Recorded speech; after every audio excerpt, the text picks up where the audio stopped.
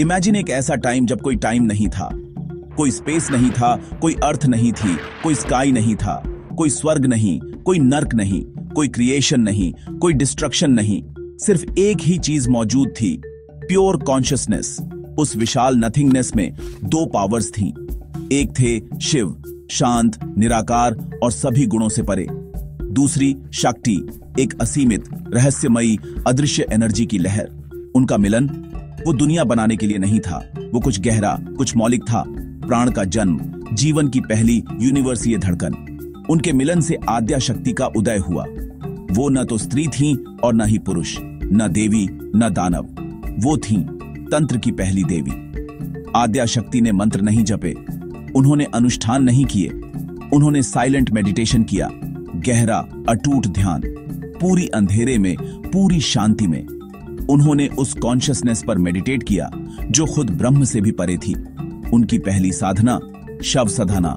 वो वहां गईं जहां जाने की किसी की हिम्मत नहीं होती थी, श्मशान घाट। एक बेजान शरीर के ऊपर बैठकर उन्होंने प्राण की पहली चिंगारी जगाई। उसी पल ब्रह्मांड में पहली सांस प्रवेश हुई, जीवन शुरू हुआ। और उस पल शिव अपनी गहरी समाधि में अपनी आंखें खोली। उन्होंने उन्हें देखा और कहा, हे आदिम, तुम मेरी शक्ति हो, तुम तंत्र हो।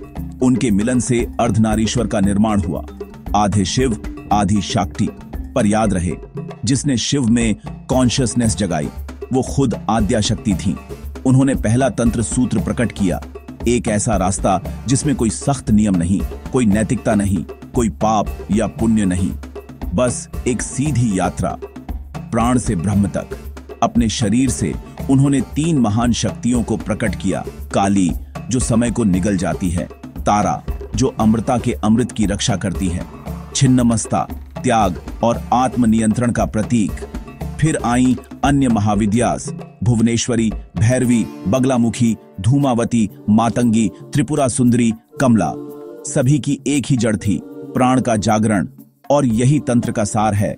कोई डर नहीं, कोई पूजा नहीं, कोई हठ रिलीजनिता नहीं, कोई धर्म नहीं, केवल अनुभव, आत्मा की अंतिम यात्रा।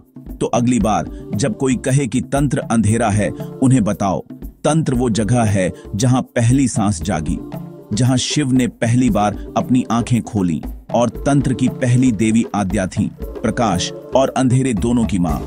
ऐसी और रहस्यमयी कहानियों के लिए बने रहे, लाइक, शेयर और सब्सक्राइब करें।